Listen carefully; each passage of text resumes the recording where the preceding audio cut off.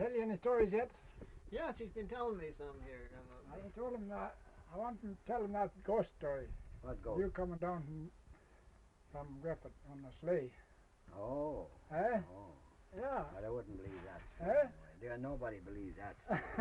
Only the man that was wrong. What story was this? And that was a true story. Too. Yeah, he said that's a true story. Oh, by God, it had to be. And he wasn't a living man. For if he had been a living man, he'd have lifted my rack when he stepped on behind. I had a frame sleigh in the rack. You step on the rack behind the front end, come up, it wasn't bolted down. And he got on, and I never seen him getting on, or I never seen him getting off.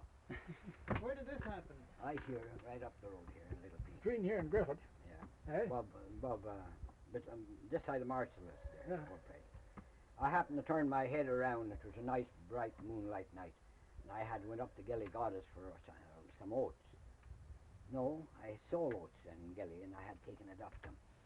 And I was coming along, laying with my back against a stake this way, and I happened to turn there, and there I seen the man's feet on that stake, straight across from me. I could reach out and catch it. So I turned. I said, "Good night, sir."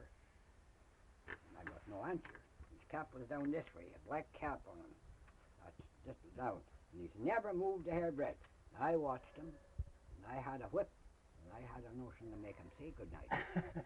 I stood up on the sleigh, and I talked to the horses, "Come on, boys, come on." And I turned, he was there.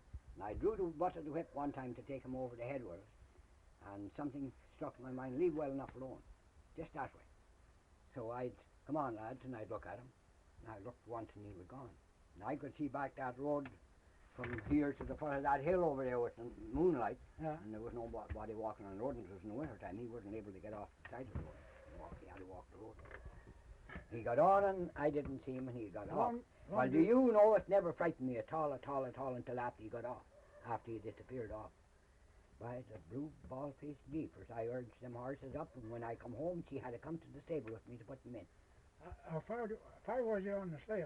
Oh, I drew him further, than about damn near twice from here to Paddy's. Yeah. I expected it was farther. That's what I expected. I expected he was going to get off where he died, but he got off a little above where he died. Not much, though. A little above. Whatever it was, I don't know. Some of them said it's your shadow. Your shadow was. Well, my shadow, when I got up, it would have got up too. It wouldn't have kept sitting down when I got up. And he was dressed the very goddamn same way as I was. He had a black mackinaw coat and a black cap, and I had a black mackinaw coat and a black cap. And rubbers, and I had rubbers. He was dressed the same as me. But he never moved a hairbreadth. No man can sit there. With hands down that way, sit there and never move a little bit. No man had that far. Not in the sleigh going. Eh? Not on the team going ahead. Not in the team going. And I urged the team up, and I'll tell you, I'd have given him a swift drive if You stayed on. only for one of my horses was very heavy with foal. And I didn't want to drive him. But if he hadn't have been with foal, I'd have given him a merry drive for a piece. I'll tell you that. But that never frightened me anymore. I thought it was a man. I would say, "Good night, sir."